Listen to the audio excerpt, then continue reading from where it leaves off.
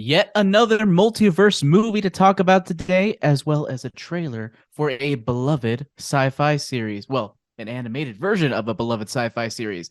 All of that and more on today's episode of Breaking Geek Radio. Hello and welcome to Breaking Geek Radio, the podcast, the premier flagship and international podcast of LRM Online and the Genreverse Podcast Network. I'm your host, Brandon Jones. I don't know where I am right now. I'm in a white room. It's kind of scary. And we're here to talk about those things. Give a speech to a bunch of cadets and send them off to fight some bug aliens or something. I'm going to talk to people about the timeline. Oh, okay. Nice. Hey, Jonesy, when you set that camera down, tilt it up a little bit. Your crop is different on this camera than what you're normally on. Yeah, that'll work. Thank you. Yeah. All right. So, we're here to talk about those things that Jammer mentioned. We're going to have a conversation about The Flash. We're also going to have a conversation about Babylon 5, one of my favorite franchises of all time. So let's just jump into it. You guys ready? Yes, sir. Let's do it. All right. So I'm here with Joseph Jammer Medina and some Danny K. Bartlett. Gents, how y'all doing? Very good. I've had a fun day at the movies, Jonesy. I've had a fun time at the movies today.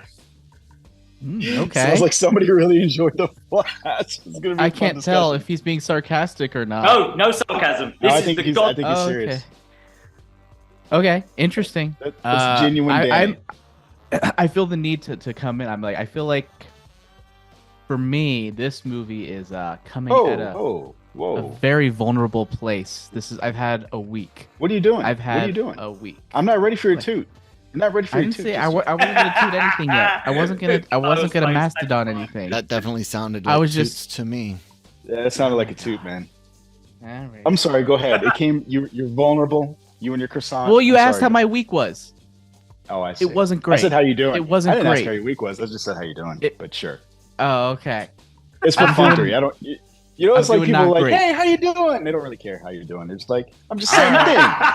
Well, I'm trying to lay the foundation for the review and my reasoning and like the place that I'm at, because unfortunately, it's one of those situations where it's probably going to influence my perspective a bit, and I felt it in the theaters. That's it. I'm done. I'm done. That's it. Oh, okay. That wasn't the master. That wasn't the toot. That wasn't the toot. All right. So we're gonna have a conversation about The Flash right now. This is funny because when I started my research for this film, The Flash had a 69% with the critics and a 95% with the audience. It has since dropped to a 66% and an 87%. So that's critics versus audience score. It's still fresh, but it is interesting to watch as we get closer and closer to the weekend how it has dropped. This film is being hailed as one of the best DC films in recent years. It's a bar so low that even Mephisto is currently holding it, right? So let's find out how we felt. What? Why are you making that face, Mephisto? Hell, like it's a hell reference. I get it. You could have said the devil, but I guess Mephisto's not. I like Mephisto. Danny's here. Danny's here, and I had to mention Mephisto. That's really what you had to ruin my day, didn't you? You had to. I did because you said you had flashback to WandaVision. That's right. So let's jump into it. Jammer, would you like to toot now so we can hear about how depressing or whatever? Like, I don't know. You go. Sure. The Flash is a fun time at the movies in spite of a little bit of a wonky script and sloppy filmmaking, but it still happens to be pretty good. So I had a good time. It's a nice piece of escapism from your everyday life, and I enjoyed quite a bit. I don't know do you want to get letter grade now or later? Let's hear it. I think I'd probably give it a B- or a B. So let's go B. Let's give it a B. Okay. All right. So Danny, who has had a really good time at the movie theater, let's hear it. What's your I did. I really enjoyed this. This is definitely a fun time at the movies, and it is in my top 3. I can't quite get the order right yet. The top 3 of, should we call it the Zack Snyder movies? Yeah. Are we still calling it? Is it part of one of those? I'd say it is part DCEU. of his. You could still call it DCEU. Yeah, that one. I think it's in my top 3. I can't quite get the order just right yet. It's super fun. I enjoyed it immensely, much more again than I thought it would. What are the other two?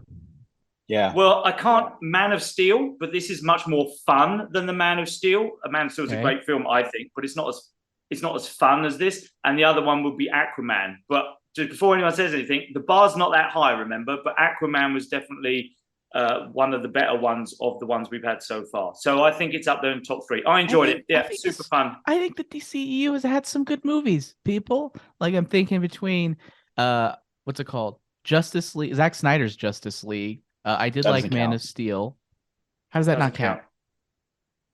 That doesn't count? It's like no, because the reason why I say it doesn't count, it is a film that took years after the fact with all the consideration and criticism and opportunity. It's still a part of the DCEU. Better. I get what you're saying. But this is like if you got a shitty grade on the test and I was like, all right, I'm gonna let you redo the test. Yeah, you get to reset the test. Like, I hear what you're saying. Fair. All right. Yeah. I'm still thinking that. I'm still thinking The Suicide Squad. I'm also thinking Birds of Prey, which I enjoy. There are a couple other movies. Shazam. I like Shazam. All fun films. The bar's not that high, but I don't think, I didn't even think of Suicide Squad as being part of this universe, to be honest with you. But yeah, that was more of a fun one. But yeah, anyway, a B for me, Jonesy. Before we go too much tooting, it's a B for me as well. Because I've got to enjoy. Right. I did enjoy it a lot more than Transformers, and I did enjoy Transformer Bots recently, the rise of the animal ones. So there you go, B for me. Okay, rise of the animal ones. So I came in feeling about the same as Jammer. So you guys have seen my toot already. If expectations are the thief of joy, then James Gunn, David Zaslav, Tom Cruise, and even to some respect, who's the other one? There was somebody else in there. Oh, Stephen King. These guys were setting us up, right, for a big theft because they came in talking about how great the film is. There was a discussion how Tom Cruise called the team behind it and supposedly gushed over the film for 15 minutes. Stephen King talked about how fantastic it was. James Gunn said it's one of the best comic books. I was like, you motherfuckers are drinking Drano. It's not a bad movie, but they kind of expect you, they want you thinking that you're going to walk out with The Dark Knight. And it's better than their batting average, but it's not fantastic. And so for me, I'm going to come in with a B-. There's some things I just struggled with. It's not a bad film, but there are things that just I struggled with. And we're going to talk about that a little bit in a minute. Can I ask a question? Does it feel like, since you guys saw it, does it feel like the stuff Jonesy was just talking about, does it feel like that was to help cover the alleged $330 million budget? Let me talk to you about this. Let me answer your question. I can tell you something. 2022. I couldn't even comprehend the question. What was the question? 2022. He's trying to say he's asking whether or not the things that they're saying are to try and basically obscure the fact that they spent so much money on this and get people in butts and seats to see this. What things are you talking about? They're trying to say. The things that David Zaslav said, how fantastic was Stephen King talking about The Flash. What the Henry Cavill? Well, the reason why Stephen King, it makes sense, right? Because who directed It and It Too? That's true. Andy Muschietti. That's so true. Like that's him. That's coming in doing your boy good, solid. Good point. Exactly. And so same thing. I'll say this: 2022. What was the word of the year for Merriam-Webster? Gaslighting. All right. So that's what this was to me, and that's part of the reason why this film isn't higher. I think they would have been better off letting someone like me go in and enjoy it for what it was worth versus trying to not only obscure the budget, but also Ezra Miller's issues. So we've got like a 1-2 punch that they're trying to come in and, hey, pay no attention to this other shit over here. This is this. And there's something that you just made me think of before we get into spoilers. Fuck. It is interesting to me again. So part of what's not in my notes that I shared with you guys, I only just thought of in this 1 second because of Kyle's question. It's fascinating to me that they got rid of Batgirl because of how bad it was, but kept this because of how fantastic it was. This is not a fantastic movie, not by any stretch of the imagination. It's a fun one, but it just makes me wonder about their motivations even more. Like I believe them even less. So that said, I have let's jump into thoughts on that as well. Yeah, I mean, I want to do it now, or you want to do it later, when we get into spoilers? No, we'll do it again. We get into spoilers because I think I understand it. I think watching this movie, it kind of potentially enlightens at least one key decision that's been made recently with regards to the DC universe that I'm intrigued about your thoughts on, but we'll delve into that later. Let's do it. Let's jump into spoilers. Danny, wait. Spoiler. Oh, spoilers. It is spoilers time. I was like, we need to review the movie, but we did. Never mind. Go ahead. Damn it. What have you been eating? Apparently the croissant was laced. Apparently. Danny, let me know why you enjoyed this movie so much. Talk to me. I honestly think it was because it seemed to me that everybody that was involved in this was actually having a good time with it. I mean, you mentioned that you found some story elements, or was it script elements that you weren't quite keen on? I actually found the humor in it actually pretty good. I found the balance between action, fun, and creating some sort of drama, making me care about the characters that were in the movie.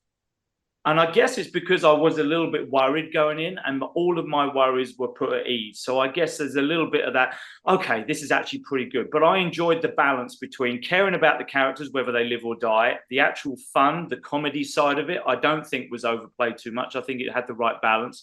And I enjoyed the action set pieces. Because one of the main worries for me with all the multiverse stuff is that, well, if this character is just going to exist somewhere else and we're going to see him again, why should I care if they live or die?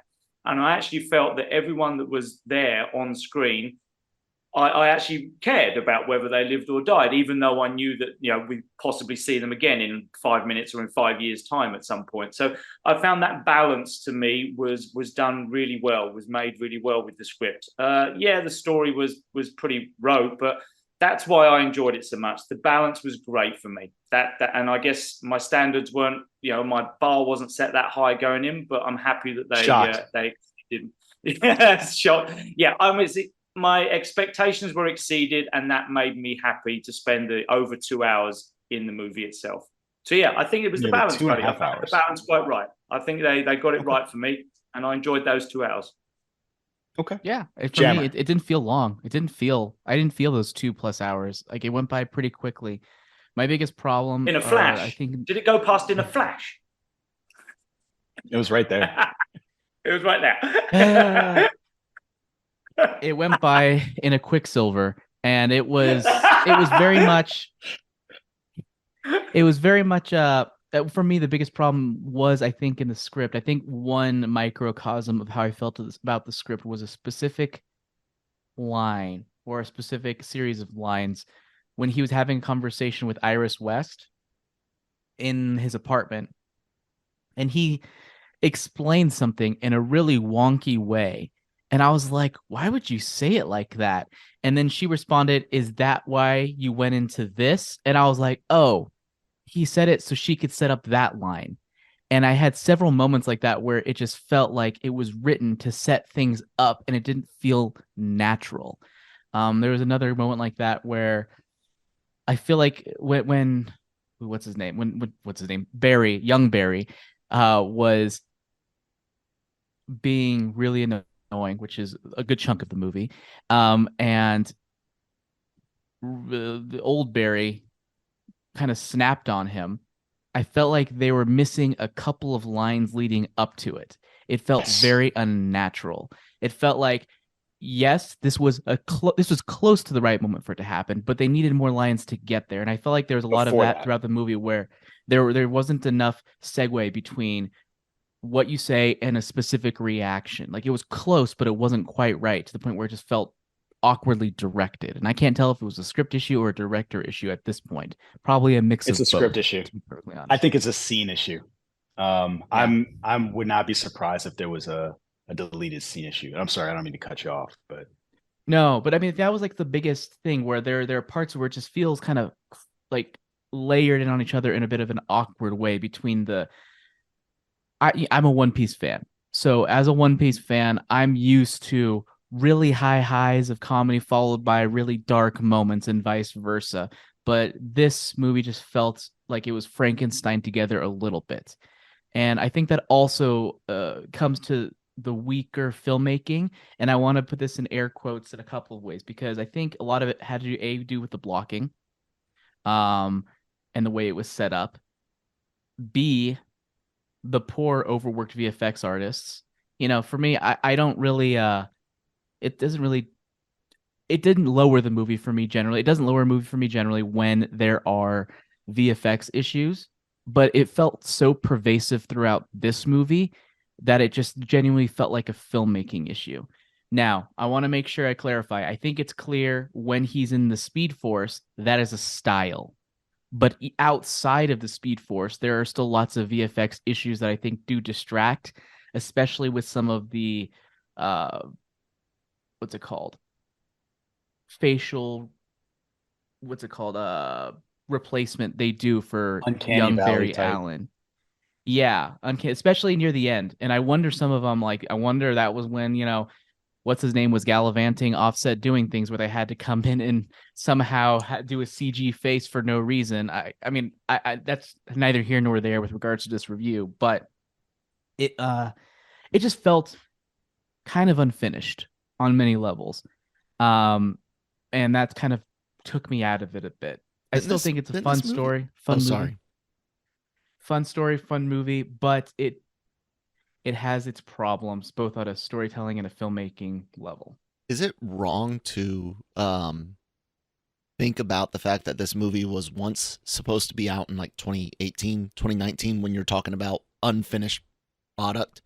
Jammer, I mean, does that hold any weight? I think no, because they went through a million script revisions, so it's not like it was just sitting there and got made between 2016 and now. It got delayed because they didn't have a script to work with until a couple of years ago. So that wouldn't add to any strength in filmmaking at all.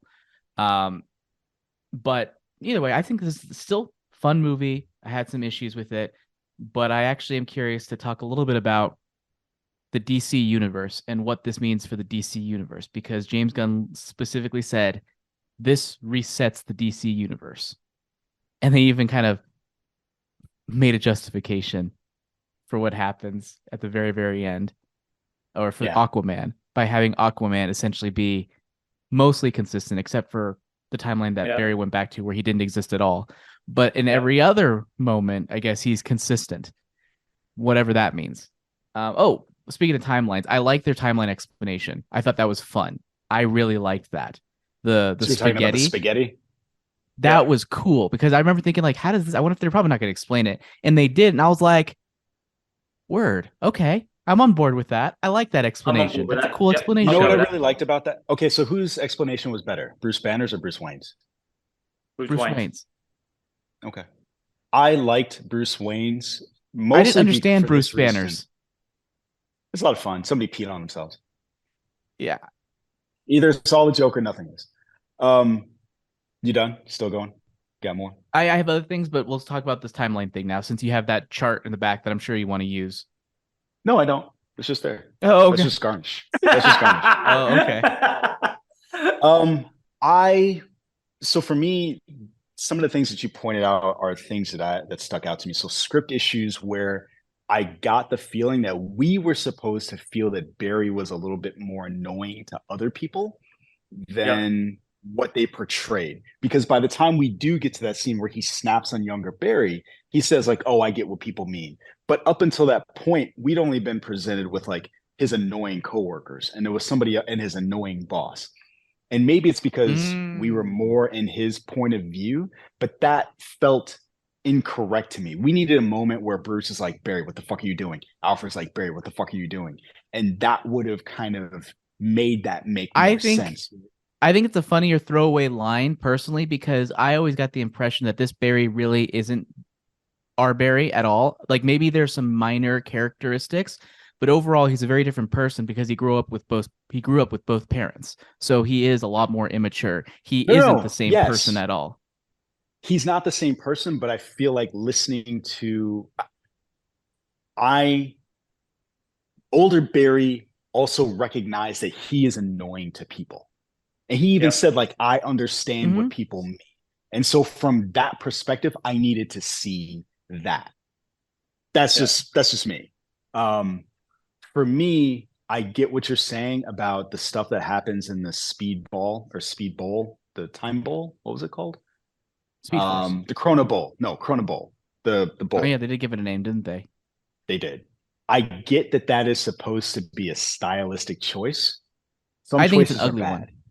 It is a horrific fucking choice, especially for this reason. This reason mostly is because there's a lot of emotion you're supposed to feel in those moments. And I'm wholly distracted by these PS2 level graphics while this is going on. And then you show me this ugly, incredible Christopher Reeve. And so it just completely takes me out of this moment. I'm sorry, I can't think of her name, but the young woman that played Superwoman or Supergirl. I'm taking no. Supergirl. Oh, the old one. In the Crossworlds one.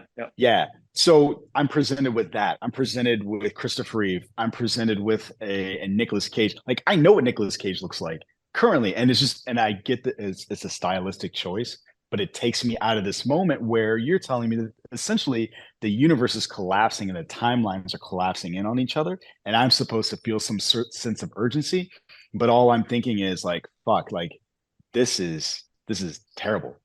Helen Slater, thank you, Kyle. The name of the woman who played old school Supergirl. Now, all of that said, there are things I liked about this movie. I'm on board with Danny with some of the comedy. For me, I think the physical comedy played better than the spoken word comedy. I laughed more like when he was trying to run when he lost his powers. I laughed more when he ran into the wall. I laughed more when Bruce was kicking his ass. Now, there were a couple of other things. There were a couple exceptions to that, like when young Barry was like, I thought this was the cousins' dinner. Like, I burst out laughing when they were sitting there with Bruce Wayne talking about the cousins' dinner. I also liked his roommates. His roommates were fun, just to incorporate them and to make that scene chaotic. I thought it was funny. I could see why you would say that. Yeah, I don't feel that was that. Yeah, I don't really agree. I like the some of the visual gags too. That just the sheet covering the Batmobile covered in bat shit, and the fact that the Batwing was upside down, hanging from the ceiling, stuff like that. The attention to detail that was both, a real good a pleasure to see with the attention to detail, but also with the nods and winks, but it was done in a fun way. I think that showed some care in what they were dealing with. So that I enjoyed that visual comedy as well, as much as I did the verbal and the physical, like you just said. I like that attention to detail. I was laughing and smiling in those bits as well as the actual bits that were more physically, visually, orally comedic. I like that stuff. I think the black speech with the ring was the part that I laughed the hardest at. Like when he gave him the flash ring and he started using the black speech from Lord of the Rings. That was fucking fantastic. Jammer, I don't remember that. So when he gives him the flash ring and he's like, you need the suit, he gives him the ring, he puts in his hand, and he's like, I did not notice that. I missed that. God, I laughed so hard. But no, one little funny touch, what time travel thing I noticed in the background, out of focus of one of the shots, was a Looney Tunes wallpaper, and Tunes was spelled Toons instead of Tunes. Oh, nice. That's cute. I didn't notice that. There was one other thing I was going to tell you guys. Oh, just a quick question for you guys. So, given that Eric Stoltz replaced Marty McFly, do you think that they changed everything about this universe? And I was going to ask you guys about the Lord of the Rings thing. I thought it was more obvious and more prevalent. So I'm not going to do that now because I listed for you guys all of the other actors that were up for other roles. I just thought it was fun. But that whole scene, by the way, was super fun for me, where they were listing the actors and stuff that weren't in the movies. Is that where you're going, Jonesy? Yeah. So, yeah, in the alternate universe, we had like Patrick Stewart as Gandalf, Liam Neeson as Boromir, Daniel Day-Lewis as Aragorn, Nicolas Cage as Aragorn, blah, blah, blah. But Aragorn. No, that whole scene in the movie where they were saying it was Kevin Bacon was in Footloose and things like that, all those different ones. And Tom, they were mentioning the Top Gun. I can see the world now. I can see the DC fans in the world going, well, now you can't have that actor in that movie because that means it's set in this timeline, and that means that Tom Cruise can't actually be in Top Gun because that means he like the E.T. is in the Star Wars universe, which means Star Wars is set in our world because E.T. came to Earth. All that stuff, all those nods and winks. I can see there's people going crazy right now trying to fix that in. Figure it out. Well, because there's E.T.s in the Senate, Jammer, right? In Phantom Menace, there's E.T.s in the Senate. and ET has come to Earth, which means Earth is in the same world or universal galaxy as Star Wars. It really is right? a galaxy so in theory, far Darth away. Vader, Producer could have come Kyle is halfway. shaking his head vehemently. It's canon, Kyle. Deal with it. Wait, so then does that mean that Indiana Jones takes place in our world as well? Because there's that comic book where Indiana Jones finds the hieroglyphs. Everything everywhere all at once. Yeah, R2D2 you guys understand the difference between a fun Easter egg and something that's actually like on purpose, right? No, of course Who's the not. broom kid? I want to know who the broom kid is. Is the broom kid somebody? I want to know. We got to find out who that kid is. So I got to say this. I saw a couple of early reviews for this, and people were like, "This isn't a Batman movie. This is a Flash movie. I never was happier than when Michael Keaton was on screen, and 2, the scene where he jumps out of the bat plane and the music is going, and he's going down towards, was it Russia or where were they? They were in Siberia. So yes, Siberia. That's it. Okay, Siberia. Siberia. When he's going down to the surface and then the music is playing and the bat plane is silhouetting the moon, I was like, I'm elated. And I don't know. You could tell me but I'd agree. Batman movie, it's not a Batman movie. There are 3 fucking Batman in this movie. But it's not a Batman movie. It's not a Batman movie. It all centers around the Flash. It's very much a Flash movie that has Batman. When I tell you how excited I was every time like one of those things happened, like even Batfleck, to see Ben Affleck in action again, I really enjoyed that. Those to me were my favorite parts of the movie. Yeah, unfortunately, we didn't get to see George Clooney in action. Care. Michael Keaton as Batman in this film was done with real care, and again, the attention to detail on that little thing like the silhouetting on the moon and stuff. I think that was what made it great. It still felt like a Flash movie though, which I was pleased about because I didn't really want another Batman film. I don't literally mean it. I mean it from the perspective, like, for me as a moviegoer, those were the things that I enjoyed the most about this movie. Like even the scene where he's fighting one of Zod's minions and he's just like going at it, giving his all. They really did a great job of making him Batman again. The only thing that I didn't like was their need to make him say the old lines again. You want to get nuts? Let's get nuts. Yeah, I'm Bat. Like I got it. Like you got to do the Batman one, but there were a couple other things where I'm like, I don't need this. Except one. There was one that made me laugh out loud, and it was how much do you weigh? Yeah, I think it was how much do you weigh? And he's trying to figure out how much they weighed. So he pulls out the measuring tape. Yeah, that's it. The measuring tape off his back utility that belt. line. It was so good. It's so good. I laughed so hard. Good stuff. What did you guys think of Supergirl? Can we actually use this opportunity to transition into maybe the future of the DC universe? Because I think she plays a big part into that in my mind. Okay. So the future of the DC universe here. So I think. Are we still in spoilers? James Gunn. I think so. Okay. Because that plays a part of it. Kind of. I mean, yeah. Okay. So I thought she was really great in this movie in the limited time she had. She didn't have a lot of speaking roles, but she had a presence to her that I thought really worked. And she had this sort of tormented aspect to her that seems to directly reflect exactly what James Gunn described when describing, I believe it was the Supergirl series. Am I correct there? That we're going to be getting in the DC movie. Okay. I think we're probably going to get this version of the character. And this was almost like a tease of what that character is and a tease of her backstory. It's going to be a different version, but I would be surprised if it's not the same actor. But I think it really also highlights why he's not having Henry Cavill, because he's literally shifting the focus to this Supergirl, specifically this Supergirl. And I could see that as a way like this resets it on a timeline where this Supergirl is present. And I think that's interesting, and I would be okay with that. I'm interested to see how she carries an entire movie. But I think this was an okay like sampling of what we can get from her. Okay.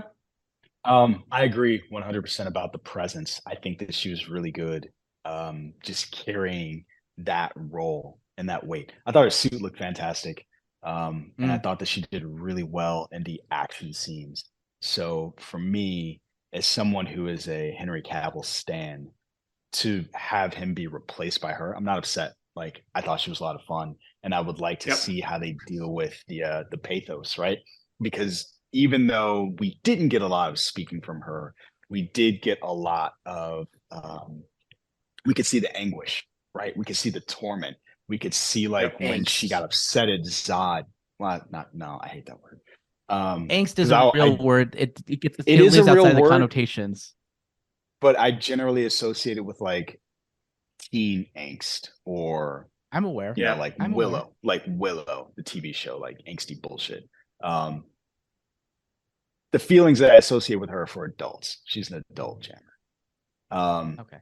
So I was really into that stuff, and I do want to see where they go with this, especially with the way that they set up the storyline, right? So there's going to be presumably some guilt that she feels, like survivor's guilt, about the fact that Kal-El didn't survive the process, and they were both supposed to come here together. And she was specifically sent to protect him. And so I think there's a lot there. There's a lot of meat on the bone, and I feel like she can carry that. So I'm looking forward to that as well.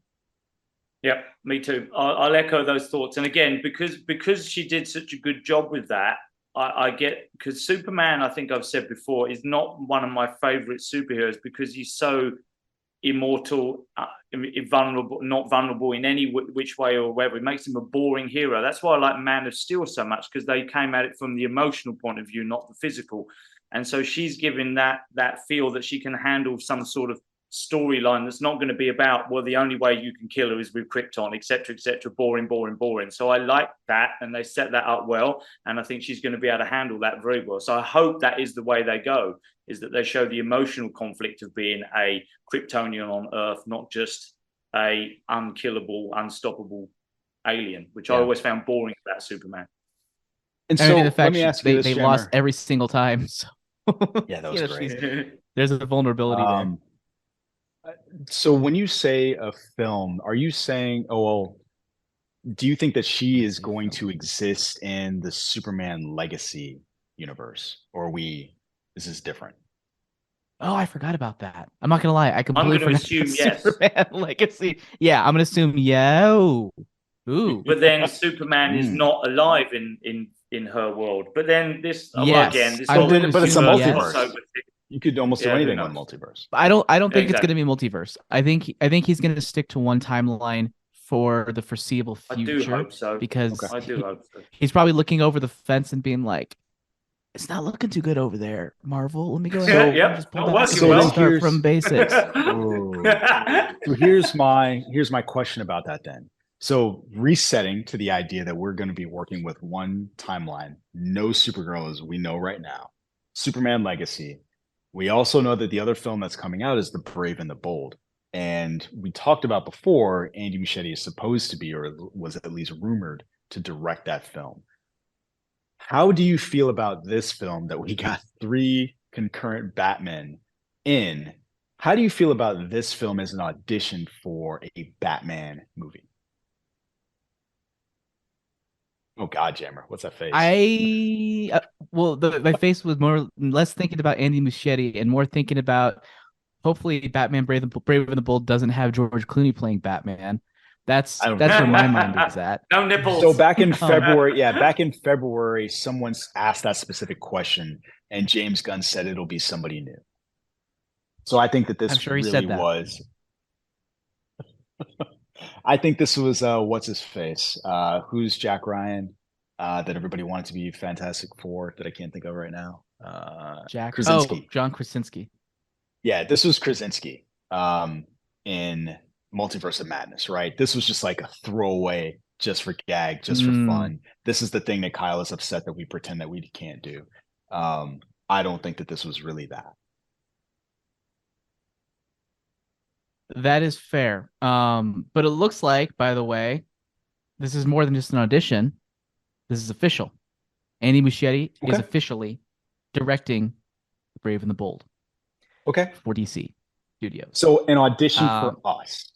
So DC loves it. They love the film. They decide to give him another job. How do you all feel here's now knowing? I'm okay with it. I'm okay with it because he's going to be dealing presumably with a lot less drama. Package. Yeah, and sure. I imagine there's going to be some angsty teen bullshit. I'm talking about drama behind the scenes and drama and probably behind the scenes. I don't know what you mean.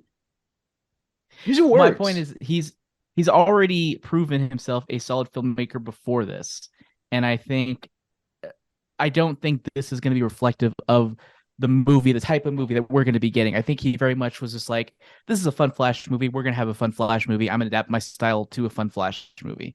I think whatever style they go for Brave and the Bold, he'll be able to adapt his style to. Horror directors in the past have successfully proven they could transition into other genres as needed. So, especially on the whole, I would say, yes. I say this is a solid calling card for this moving forward, and under the wing of James Gunn, I think will be more solid. Yeah, I agree. I think he's shown that he can direct action. I think he can get the humor and balance right. And just from this movie, I think it shows that he actually cares about the characters and takes them seriously whilst having fun with them too. So I would be happy to see him do the Bold and the Beautiful. Okay. I think this will be the last question I have for you all before we move on. So before this movie came out again, there was lots of hyperbole, lots of gaslighting about this film. Some of it was to the tune of no one else could play this version of the Flash except for Ezra Miller. I'm curious what you all think now that the reception seems to be a bit more mixed. Are we going to see him again as the Flash? No, I hope not. I would be really... No, I mean, he was fine in the movie. Like, I think he did a good job in the movie. He's got some stuff to deal with, and I think they just need to bite the bullet and move on. That's it. That's all. That's where I stand. Yeah, I thought he was good in this film. I thought he played both Flashes, both Barrys really well. But I don't feel it necessary to continue with him in the future after all that has happened. But it would be interesting. It would be strange to me if we got a new Superman, a new Batman, new presumably everyone else, and we're just like, we're still sticking around with this person. Same Aquaman, same Wonder Woman. No Lobo. So we are question mark. Shut up, Jammer! Don't ruin my day. I've had a good day at the. He can do both because you guys That's realize. how it's possible. Wait, when did Shazam come out? This year, right? The first one, I think 2019. No, this one, this year, yeah. 2 weeks ago. We are 3 Gal Gadot cameos into this year. Isn't that weird? 2. You're right. That is weird. Yeah, that's strange. But no one's giving over the movie. I know, it's so weird. You're good, but just for a minute or two. Anything else you guys would like to say about this film before we move on? Only that the hot dog man was played by the director, I noticed, as I was sitting through the I was wondering what that was. Yeah. So the guy that Barry steals the hot dog off on his way to the courtroom was Andy Muschietti. Yeah. Okay. Is it the same person he steals the food from? There was another food stealing scene. It was the pizza one. I think you mean the pizza guy, and it wasn't the pizza guy. No. Not the same. Okay. I was trying to figure out, like, what is this? This is weird. Okay. No. There you go. All Interesting cameo. Guys ready?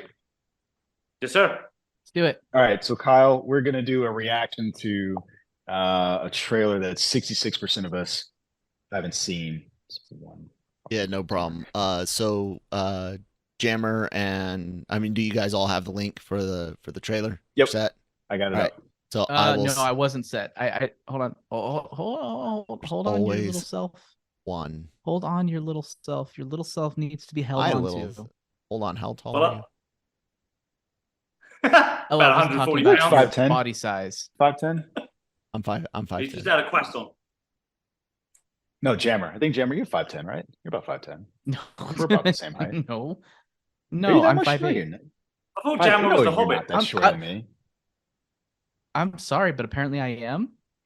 Maybe you're lying to yourself and thinking that you're 5'10". That's also possible. Well, it's been a while. I'm taller than Jonesy. Jonesy, are you airborne? Do you actually jump? You are? No. Oh, okay. No. My spine is still intact. He could have started out 5'10". Lost it. That's no joke. No, People in the army shrink. Solid 5'11". Get out of You're it. 5'11". You're not taller than me. I'm a short. I'm a short guy. God. You were wearing boots the first time we met. I was wearing flats. I was wearing. Note for anyone watching or listening, I was wearing other clothing, not just boots. Oh. Nice. I left the boots on for you, big boy.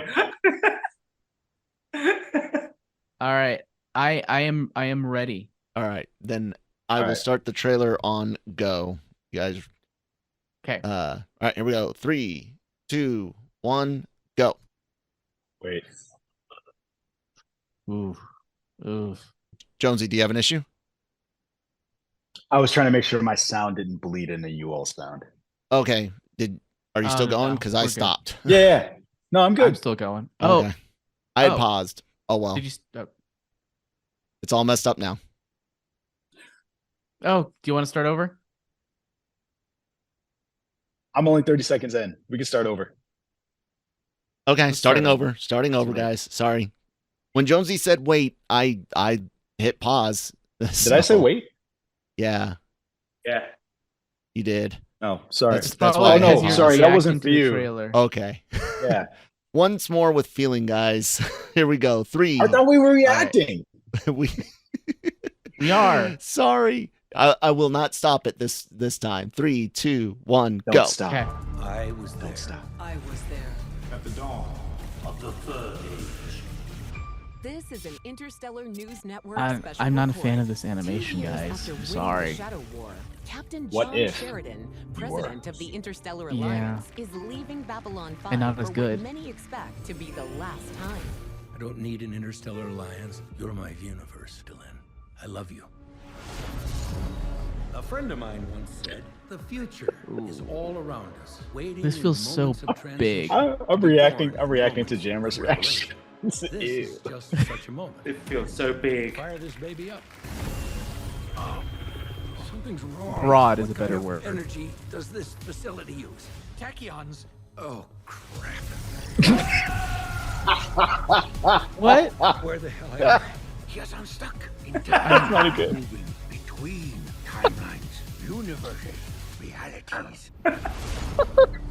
The longer you stay out of your own timeline, the more you'll start sliding into parallel worlds. So how do I fix it? You have to get Oh, back to Babylon desperate. 5. Sliding to parallel worlds. That's a nice little Losing the Shadow Apparently. War isn't your fault. Wait, we lost the war? Oh, this fits. Positive side. At least we have a good view of the show, eh, Sheridan?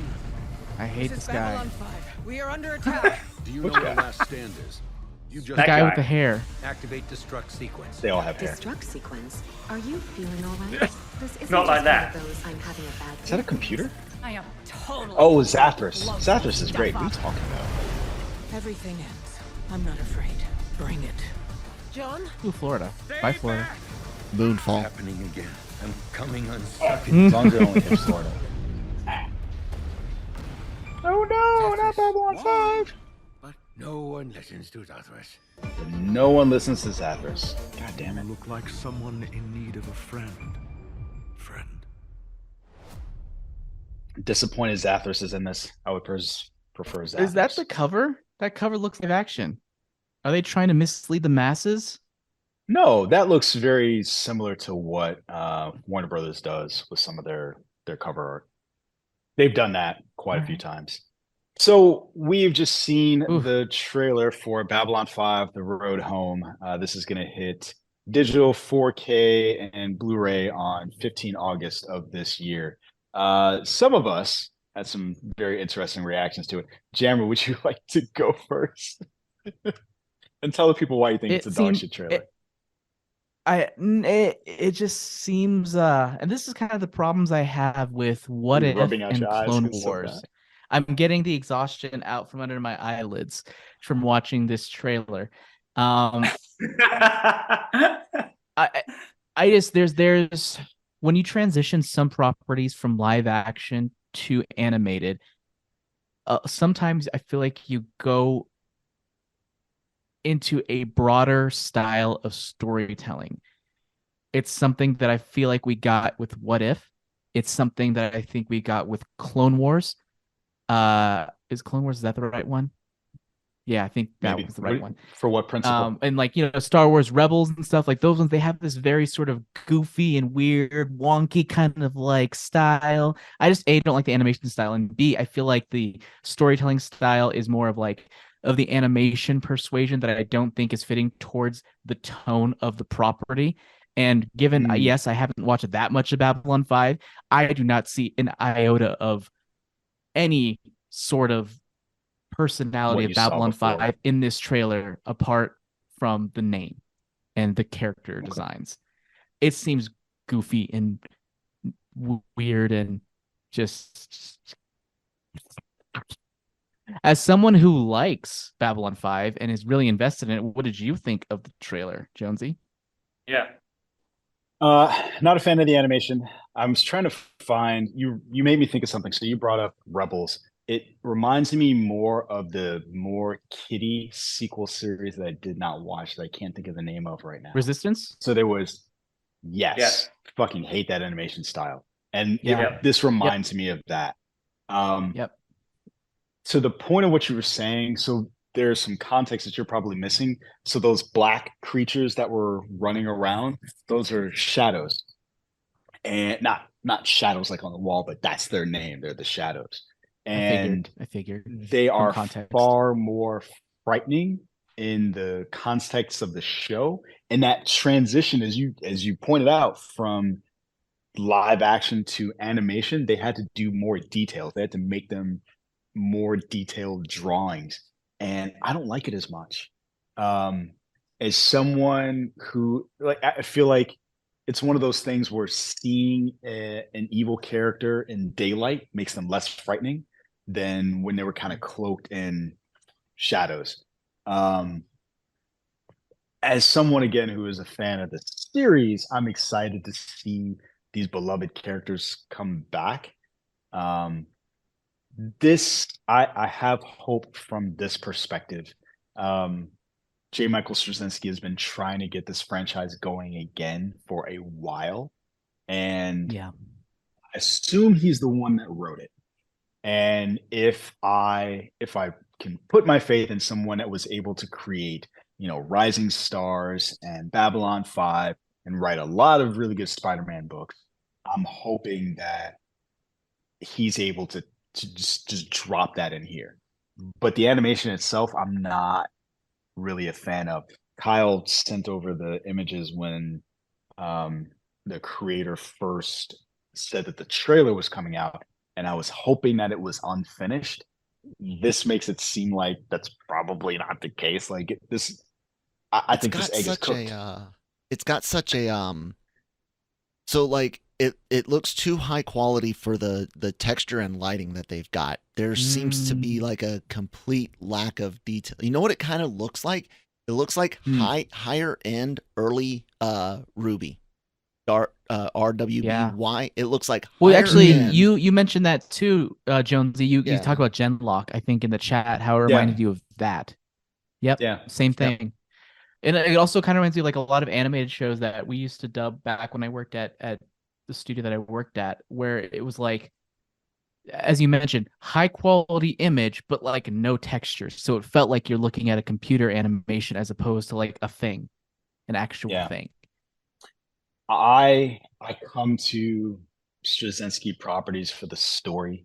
Even if you go back and watch, the best of the best episodes of Babylon 5, the CGI is going to be shit. Some of the sets are not going to look that great, but the story is what holds it together. So that's what I'm trying to put my faith in and hoping that this. But did like the characters seem like characters that you knew based on the trailer? Because to me, they felt different. They felt broader. Like it almost felt like I would be surprised if JMS actually did this one, because it almost seems like the style of animation dictated the style of storytelling they were going for rather than the other way around. So there are a couple of things to this, and so you let me know how many spoilers you want. I have them all. That's fine. Okay. I'm not going to remember any of them. Sheridan in this story is unstuck in time. And not only is he unstuck in time, things have changed. Like you could probably tell, like when he said, we lost the Shadow War. So I can imagine that some of the differences we might be experiencing with these characters might be a change in circumstance, right? They famously won this 1,000-year war. And so I am hoping that those differences that you're picking up on has more to do with the change in history than in a reimagining of who these characters are. Like Zathras is Zathras. Like you don't like him, but that is who that character is to me. And when you get to those episodes, like he's fucking weird. He's a weird character. But I enjoy him. I always remember him in the opening credits when I'd walk into my roommates or into the living room. My roommate was watching it and they had the opening. He'd go like with his face and his hair. I'm just like, I hate that guy. It's so weird. It's so much fun. It's fun because like when he says something like Zathras warns, but no one listens to Zathras, the way that he speaks, he's talking about different iterations of himself in time. Or is he talking about like his actual self? Yeah. Was that the same character, that Beast character at the end that was saying that? That wasn't the same character I'm talking about. I don't know who you're talking about then. Who are you talking about? Oh, you're talking about hair like this? Yeah. I did this several times when I was talking. What are you talking about? You didn't do it quite like that. Maybe I missed it. So yeah, you're supposed to hate him. I love him because you hate him. Oh, I know. Like now I'm sorry. Knowing that we're talking about Londo and Jakar are easily the best parts of this series. Like, that's kind of the thing that made me worry about the reboot, because those characters on their own and in their interactions together were such lightning in a bottle for that show. I worry about how that's going to play out. Also, you've got like this Israel-Palestine kind of thing that was happening at the time. Like it's still going on, but it felt more fresh in the early 90s than it does now, 30 years later. So I don't know how that will play today versus how it played then, which, me being as young as I was, quite impressionable and made quite an impression on me. I don't know how that plays today. But I'm getting away from the anime and talking about the live action reboot that probably won't happen at this point. But the animated version, we're getting both of them in this. Jakar does seem like Jakar. I don't know that I ever would have called Jakar and Sheridan friends. Maybe definitely mutual respect. Friends, maybe. But yeah, we'll see. I'm holding out hope. That's all we can ask for is holding out hope. Fingers crossed. I hope it is good, and that it satisfies you as a fan. There's one of my favorite quotes from this series. There were a lot of good quotes, but one of my favorites was, "Faith and reason are the shoes on our feet. We can get farther with both rather than just the one." So I'm hoping that what I saw. It's a fantastic quote. I love it.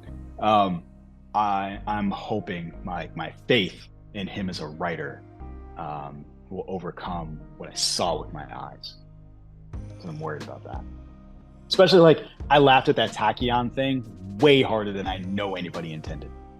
You're not supposed to laugh that hard at like their weird bullshit. Like, what's powering this thing? Tachyons. Oh no! Like I'm unstuck in time. Like it seemed so weird, basic Star Trek-y that I couldn't help but laugh. So anyway. And the delivery was weird. It was weird. Tachyons. Oh. Yeah. Anyway. Anything else? Anything else to say, Danny? What'd you think? Are you interested? As somebody who doesn't give a shit about any of this. No, don't give a shit about any of it. Especially when it went multiverse, then I really gave even less of a shit than I gave a shit before. As soon as it said multiverse, I tapped out, stopped the video, passed over, went and played with my yo-yo. And you still like The Flash. That's interesting. I was wondering what you were going to say. Went and played with my yo-yo. Okay. I don't think I gave my Flash letter grade, did I? You did. You Gave gave it it a B. minus. Did B Oh, minus, yeah. Just making sure. Just making sure. All right. Then I guess we How can was the leave it quiz? there We then. passed. We pass. Way to go. Way to go. So, folks, thanks for listening. If you like what you heard, do all the socials, like, rate, comment, subscribe, share. We would certainly appreciate it. Also, LRM and the Genreverse Podcast Network have other content for you on the website and, of course, on their YouTube channel. This show is produced by Kyle Malone. Thanks, sir. Appreciate it. And we will catch you on the next one. Hasta lasagna. Don't get any on ya.